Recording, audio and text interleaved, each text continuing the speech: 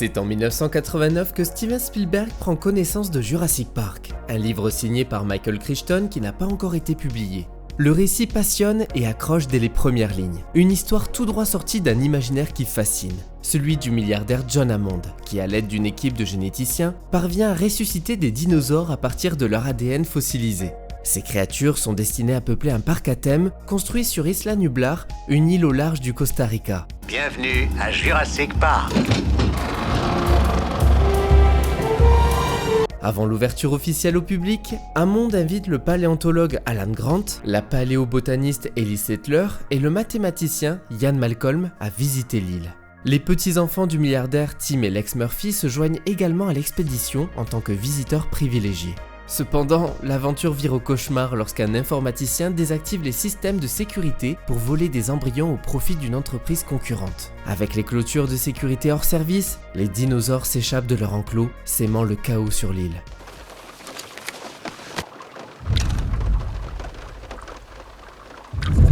Où est la chèvre ?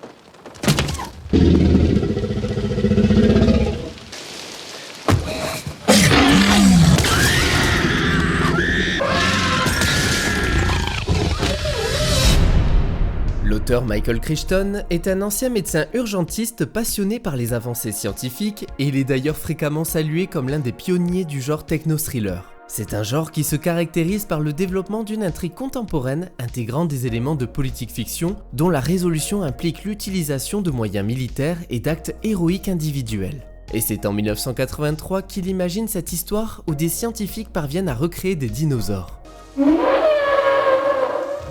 Ayant depuis longtemps l'idée de révolutionner le genre du film de monstres, Steven Spielberg implore l'auteur de lui céder les droits. Il convient de mentionner que le réalisateur des Dents de la Mer n'était pas le seul à faire des avances. À l'époque de l'écriture de Terminator 2, James Cameron lui aussi manifestait un vif intérêt.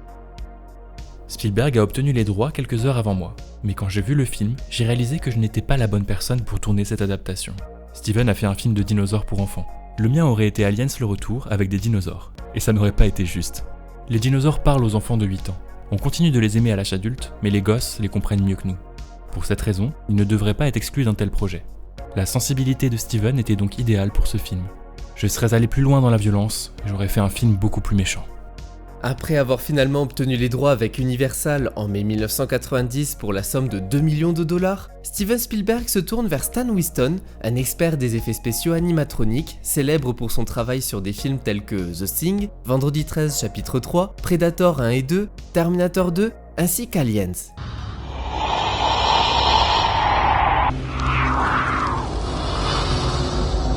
Et c'est justement grâce à la reine d'Aliens, qui était à ce moment précis la plus grande créature réalisée en animatronique, que le réalisateur a toqué à la porte de Winston. Sans perdre de temps, le spécialiste demande à son ami Mark McQuarrie de travailler sur quelques designs.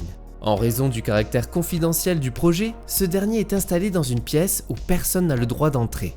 L'un de ses premiers dessins représentait un T-Rex en train de courir, suivi d'un autre dans une jungle. Spielberg n'en revient pas. Il est impressionné par les croquis et lui demande d'en produire d'autres avec des attitudes très précises. Pendant la pré-production de Terminator 2, les artistes Shannon Shea et Christopher Swift ont ainsi transformé les dessins en sculptures. McQuarrie a travaillé intensivement sur Jurassic Park pendant 1 an et demi. Ce temps laisse au roman de fleurir auprès du public et de faire un véritable succès critique dans les librairies. Il a dominé les ventes américaines pendant 12 semaines consécutives avec 230 000 exemplaires vendus. Ce chiffre a considérablement augmenté après la sortie du film, évidemment. De son côté, Spielberg s'appuie sur les connaissances du paléontologue Jack Horner pour éviter de présenter n'importe quoi dans son long métrage. Jack Horner est venu nous voir au studio. Je l'ai rencontré une seule fois.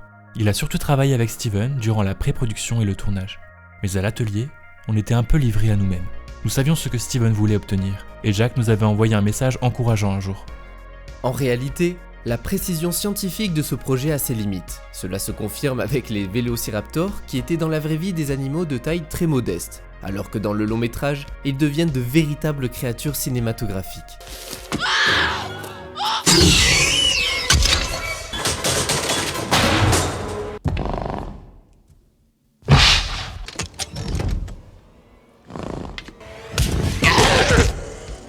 Cependant, d'autres détails ont été inventés de toutes pièces par Michael Crichton lui-même. Le dilophosaure qui crache sur ses ennemis en déployant une sorte d'aileron autour de son cou, ça n'a jamais existé.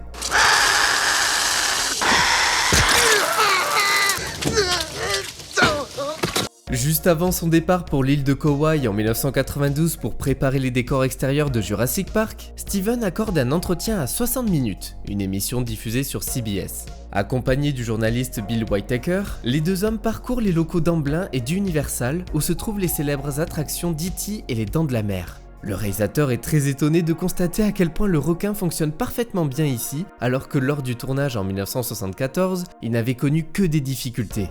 Mais ces contraintes l'avaient poussé à jouer sur l'attente en ne montrant pas directement le requin, rendant le film encore plus effrayant.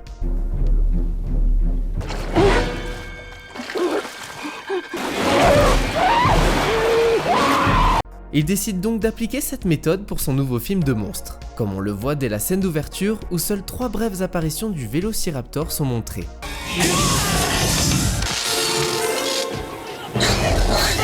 Après cela, il faudra attendre pas moins de 40 minutes pour voir une autre attaque.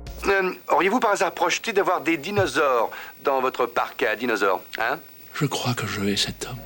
Au niveau du script, c'est d'abord Crichton qui est engagé pour adapter son propre roman. Mais son scénario ne représente que 10 à 20% du contenu de son livre, avec de nombreuses séquences d'action supprimées. Pas très enthousiaste, Spielberg embauche ensuite Malia Scotch-Marmot qui avait travaillé sur Hook. Elle réécrit le scénario pendant 5 mois et fusionne les deux personnages, Ian Malcolm et Alan Grant, sans donner de véritable explication.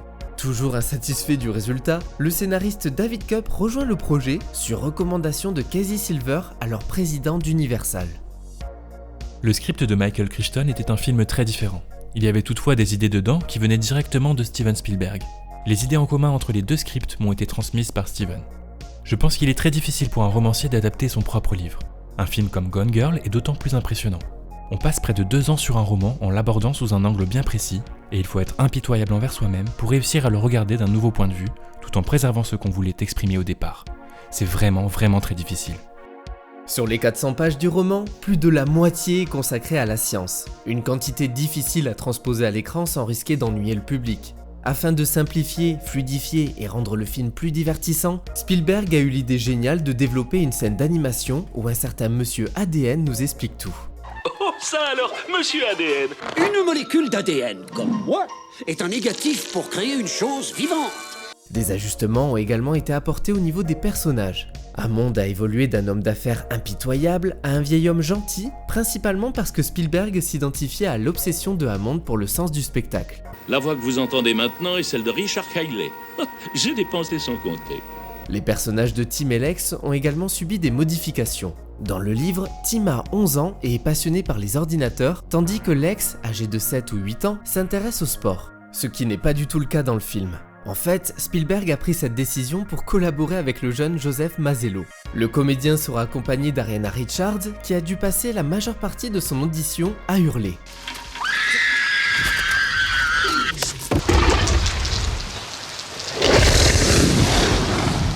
Pour le rôle d'Alan Grant, c'est tout d'abord Harrison Ford, William Hurt, Richard Dreyfuss et Tim Robbins qui ont été envisagés. Mais certains acteurs dans cette liste n'étaient soit pas intéressés ou trop chers. C'est seulement 4 semaines avant le tournage que Sam Neill est choisi. Vous dites que vous avez un T-Rex ? Redites ça. Pour Ian Malcolm, Jim Carrey passe l'audition, mais c'est Jeff Goldblum qui est embauché. Il l'a fait. Il y est arrivé, ce vieux dégénéré. Et enfin, pour Ellie Sattler, Robin White et Juliette Binoche ont été approchées, mais elles ont finalement décliné l'offre. Laura Dern a donc été sélectionnée. Restreint à un budget de seulement 63 millions de dollars, le cinéaste marche sur le fil du rasoir. Le studio le surveille de très près depuis son travail sur Hook, où il avait largement dépassé le budget. Les producteurs ont été très clairs avec lui. Si tu ne parviens pas à tourner Jurassic Park pour une somme inférieure à 65 millions de dollars, tu seras puni. Chaque jour de dépassement équivaudra à un point en moins sur ta participation aux recettes. Après 25 mois de pré-production, le tournage a enfin débuté le 24 août 1992.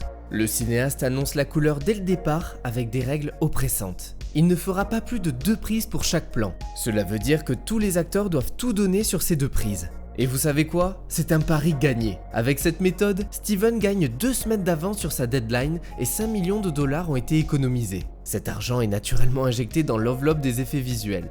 En dépit de cette victoire, quelques séquences impressionnantes jugées irréalisables avec les effets spéciaux de l'époque ont dû être supprimées. Dans le lot, on devait par exemple voir le T-Rex attaquer un hélicoptère en train de décoller de l'île. Le directeur des effets, Phil Tippett, a d'ailleurs révélé quelques détails sur le processus créatif. En fait, il mentionne que la version initialement prévue était encore plus improbable. Dans celle-ci, les enfants étaient poursuivis par des raptors à travers le hall, s'accrochant aux os du tyrannosaure. L'un des héros frappait les os, faisant tomber la mâchoire du T-Rex qui écrase l'un des raptors, tandis que l'autre était transpercé par une côte. Tippett et son collègue Dennis Muren étaient perplexes face à cette idée et ils ont décidé d'intervenir. Ils ont contacté Spielberg et Kathy Kennedy pour suggérer une nouvelle fin. Fort heureusement, le réalisateur et la productrice ont accepté d'explorer d'autres options. Plutôt que de rejeter leurs idées, ils ont encouragé Tippett et Muren à collaborer avec un artiste de storyboard pour développer de nouvelles propositions. Alors que le tournage approchait à grands pas, aucune conclusion satisfaisante n'avait été trouvée. Mais un jour, Spielberg a appelé avec une nouvelle idée qui a finalement abouti à la scène finale que l'on connaît tous. Au niveau des effets spéciaux, le metteur en scène évoque à plusieurs reprises le film King Kong de 1933 comme un sommet dans les effets visuels de créatures, mais il souligne également qu'entre cette époque et la sortie de Jurassic Park en 1993, il n'y avait pas eu de vraie révolution comparable dans ce domaine.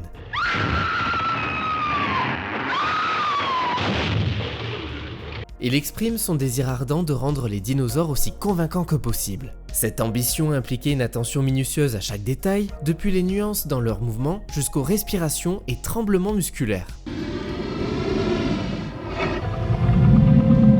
Spielberg insistait sur la nécessité de planifier chaque aspect dès le début du processus créatif. Sa vision ultime était de créer une expérience visuelle si réaliste que les spectateurs se sentiraient transportés dans un documentaire de National Geographic similaire à ceux sur les éléphants ou les girafes. Il mettait en avant le critère de réalisme, déclarant qu'à moins que les dinosaures ne semblent aussi authentiques qu'un éléphant capturé par une caméra de télévision, il ne voulait pas entreprendre le projet. Phil Tippett se lance alors dans la création de dinosaures en Go Motion. Pour ceux qui ne connaissent pas cette animation, c'est tout simplement une variante du stop motion qui intègre un flou de mouvement dans chaque image impliquant une action. Dans l'animation en stop motion classique, les objets ou les personnages sont photographiés image par image avec de légères modifications entre chaque plan pour créer le mouvement.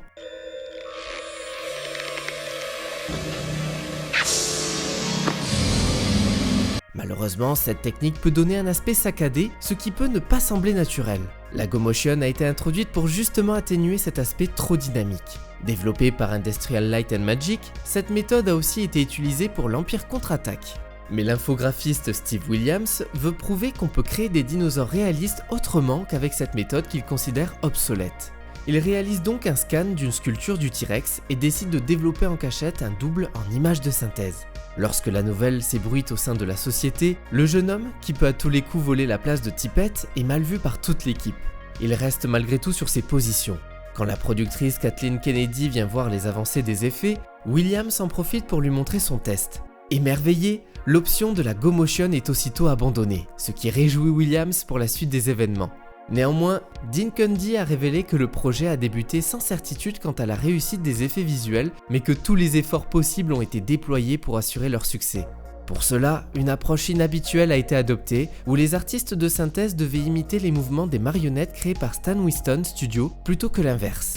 Même si beaucoup d'effets numériques ont été utilisés dans le long métrage, il ne faut pas oublier les effets pratiques révolutionnaires, comme dans la scène culte où Lex et Tim se font attaquer par le T-Rex.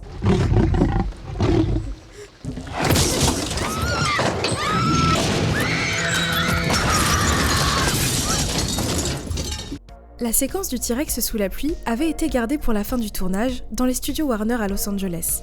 C'était la toute dernière sur le planning. À cette étape de la production, on en était déjà à 2 mois de tournage.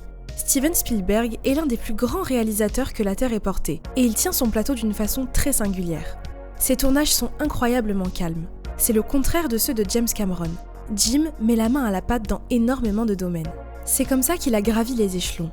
Il a créé des miniatures et des décors pour Roger Corman, il a conçu des peintures sur verre pour John Carpenter, il sait tout faire, et est donc un expert en micromanagement. Steven, à l'inverse, s'entoure d'artistes et de techniciens très talentueux, et il leur fait confiance. Il fait des ajustements réguliers, mais collabore toujours. Je crois que je n'ai jamais vu Steven se mettre en colère. 2 ou 3 fois, je l'ai vu être frustré parce qu'un plan prenait plus de temps que prévu, mais ça restait très poli. Je ne sais pas combien de tonnes pesait l'animatronique, peut-être 6 ou 7. Il était gigantesque et donc très dangereux, beaucoup plus que nos autres créatures. Les raptors étaient très grands, mais ils ne pesaient pas plusieurs tonnes d'hydraulique. Sur le plateau régnait une sécurité maniaque. Il y avait en permanence des gens chargés de vérifier que tout le monde se tenait bien à sa place. Il y avait des sirènes, des périmètres bien délimités, des flashs lumineux.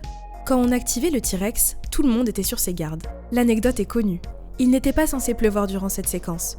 Puis Steven a décidé qu'il pleuvrait sur le T-Rex. Malheureusement, le devis ne faisait pas état d'une marionnette de tyrannosaure waterproof. La peau était en mousse de latex, l'électronique n'était pas protégée. Essayer de garder le T-Rex au sec entre les prises a été un cauchemar. Le système avait été calculé sur certains poids, mais la pluie rendait le dinosaure beaucoup plus lourd que prévu. Il fallait donc ajuster en permanence, car le T-Rex se mettait à trembler de façon inquiétante. Autre anecdote durant cette scène, le T-Rex n'était pas censé faire tomber la vitre en plexiglas sur les enfants. La pluie ayant alourdi le corps de l'animatronique, la tête est violemment rentrée dans la voiture et a même perdu une dent. La peur et les hurlements des enfants sont donc tout ce qu'il y a de plus réel. Et contre toute attente, la séquence a été bouclée avec 4 jours d'avance.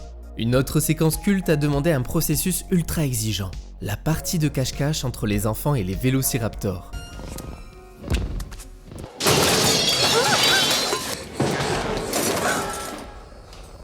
Outre la combinaison des effets pratiques et numériques et la mise en scène, c'est bien le fait que la cuisine soit entièrement en acier qui a posé le plus de problèmes. Comme toutes les parois étaient réfléchissantes, il fallait évidemment redoubler d'efforts pour rendre le tout réaliste.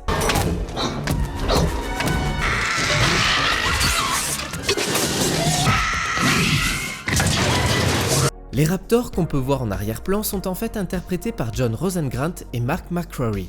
Ils ont dû s'entraîner durant un peu plus de 6 mois pour adopter la démarche des raptors avec ces gros costumes. L'un d'eux se souvient que durant les premiers tests, ils avaient du mal à respirer. Un système d'aération supplémentaire a été ajouté. J'étais sur le point de tomber dans les pommes. Quand est venu le moment de filmer la scène de la cuisine, je me suis rendu compte que j'étais au centre de toutes les attentions.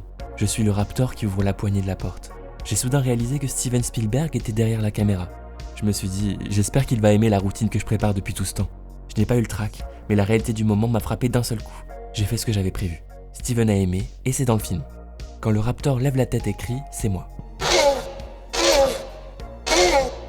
Quand on voit la patte du raptor courir vers le congélateur ou taper avec la griffe sur le sol, c'est encore moi. C'était vraiment fun, car j'ai grandi en rêvant de faire ce métier. Le tournage s'est terminé 12 jours avant la date prévue, le 30 novembre 1992. Quelques jours plus tard, le monteur Michael Kahn avait déjà un premier montage de prêt, permettant ainsi à Spielberg de commencer le tournage de la liste de Schindler. Steve Williams a déclaré qu'il a fallu près d'1 an pour finaliser les plans impliquant des dinosaures générés par ordinateur. Jurassic Park a été officiellement achevé le 28 mai 1993. En plus des effets numériques, Spielberg avait le désir que le film soit le premier à offrir une expérience de son numérique. Il a soutenu financièrement la création de DTS afin de permettre au public de vraiment entendre le film comme il était prévu. George Lucas a lui-même supervisé l'équipe des effets sonores. Le concepteur Gary Ristrom a qualifié le processus de plaisant étant donné que le film comprenait toute une gamme de sons tels que des bruits d'animaux, de la pluie, des coups de feu et des accidents de voiture.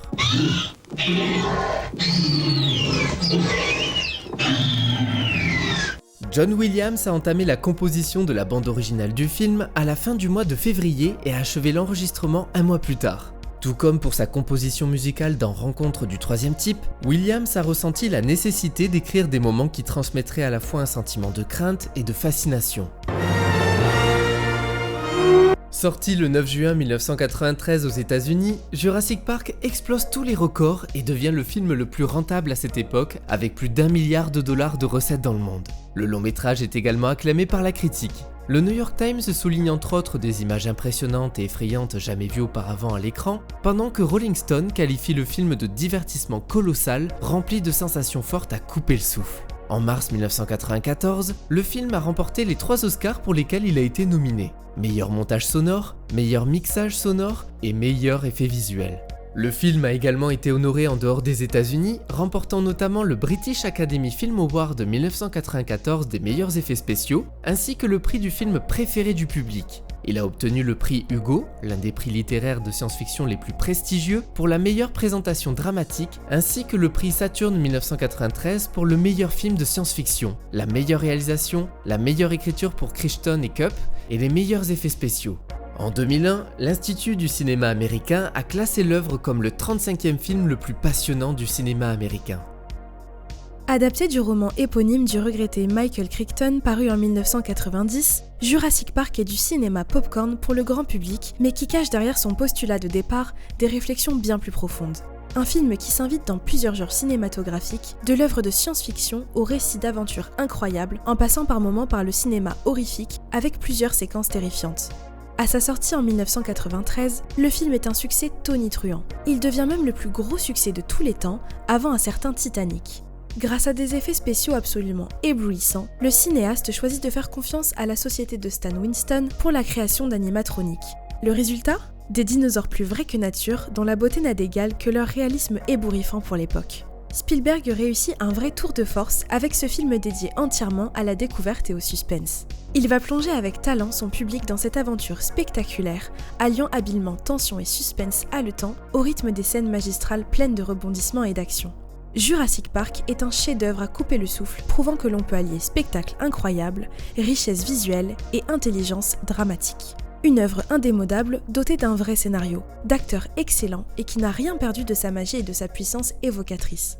Un film qui restera certainement à jamais l'un des plus grands blockbusters de tous les temps et qui n'a toujours pas pris une ride plus de 20 ans après sa réalisation. Je ne crois pas avoir les mots pour décrire ce film qui m'a personnellement profondément marqué. Jurassic Park est l'un des meilleurs films que j'ai pu voir dans ma vie. Il demeure un chef-d'œuvre intemporel qui a redéfini le genre de film d'aventure et de science-fiction. Le long métrage transporte le spectateur dans un monde où la science et la nature s'affrontent, offrant une expérience cinématographique captivante, d'autant plus que l'écriture et la réalisation sont telles que l'on y croit. Ce manque d'humilité en face de la nature qui se manifeste ici me terrifie. Sa plus grande force est bien évidemment sa maîtrise technique exceptionnelle. Les effets spéciaux révolutionnaires de Stan Winston et Industrial Light and Magic ont créé des dinosaures plus vrais que nature, repoussant les limites de ce qui était possible à l'époque. La magie opère dès les premières images, lorsque le T-Rex rugit dans la nuit, créant un mélange parfait de terreur et d'émerveillement. Spielberg utilise habilement ces créatures préhistoriques pour susciter des émotions intenses chez le public, du frisson à la fascination, établissant ainsi un équilibre parfait entre le spectaculaire et l'intime.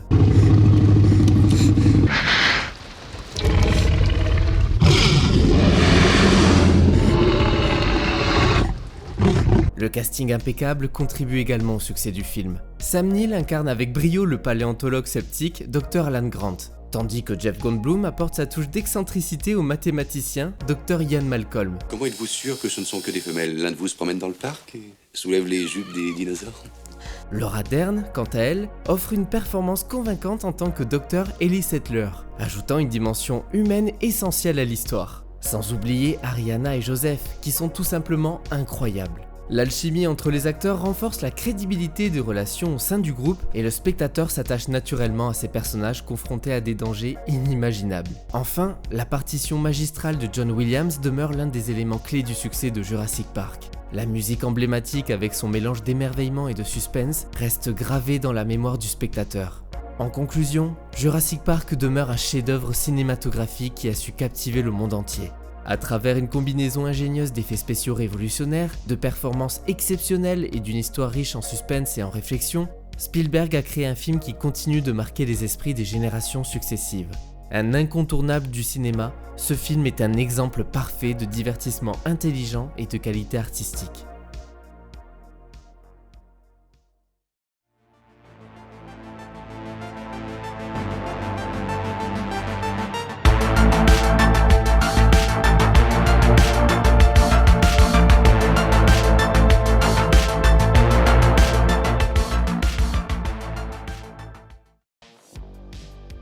C'est en écoutant un morceau du groupe Earth, Wind & Fire à fond dans sa voiture que Spielberg a remarqué les vibrations que produisaient les basses sur sa vitre. Il a donc voulu transposer cette idée sur la scène d'apparition du T-Rex dont les pas font trembler les verres d'eau qui se trouvent dans la voiture. Cependant, le résultat n'a pas été aussi évident à reproduire. Après plusieurs recherches, l'équipe a trouvé la solution en se servant d'une corde de guitare cachée sous le tableau de bord. Beaucoup de temps passé pour un plan qui ne dure que quelques secondes, mais ce plan est aujourd'hui devenu un classique. Lorsque les membres des effets spéciaux ont décidé quel cri donner à leurs dinosaures, ils ont eu l'idée d'opter pour un mélange de cris émanant de différents animaux. Ainsi, le cri du vélociraptor est un mélange du cri de l'éléphant de mer, du dauphin et du morse. Le Dilophosaure émet un cri reprenant ceux du serpent à sonnette, du faucon, du singe hurleur et du cygne. Le Brachiosaure empruntait son cri à ceux de la baleine et de l'âne, et enfin, la star du film, le T-Rex, pousse un cri réunissant ceux du pingouin, du tigre, de l'éléphant, de l'alligator ou encore de l'aboiement d'un chien. Lors d'une scène, on peut apercevoir sur un des écrans d'ordinateur du scientifique Les Dents de la Mer, réalisé par Steven Spielberg. Dans le scénario et le roman, Malcolm allait s'enfuir lâchement lors de l'attaque du T-Rex. Mais Jeff Goldblum a eu une idée plus héroïque, consistant à distraire la créature avec une fusée. L'intérêt pour la paléontologie avait diminué au cours de l'ère atomique et de la course à l'espace, mais selon le Dr Ned Smith de l'Institut des dinosaures du Musée d'histoire naturelle, la sortie de Jurassic Park a suscité beaucoup d'intérêt parmi les jeunes qui voulaient devenir paléontologues. Ainsi, de nombreuses nouvelles espèces de dinosaures ont été découvertes depuis, à raison d'environ 50 nouvelles découvertes par an. Quand Ian Malcolm plaisante sur le fait que les emplois d'Ellie et d'Alan ont disparu en voyant les dinosaures, c'est un clin d'œil au superviseur Phil Tippett qui a dit la même chose à Spielberg lorsqu'il a décidé d'utiliser des CGI au lieu de la Go Motion.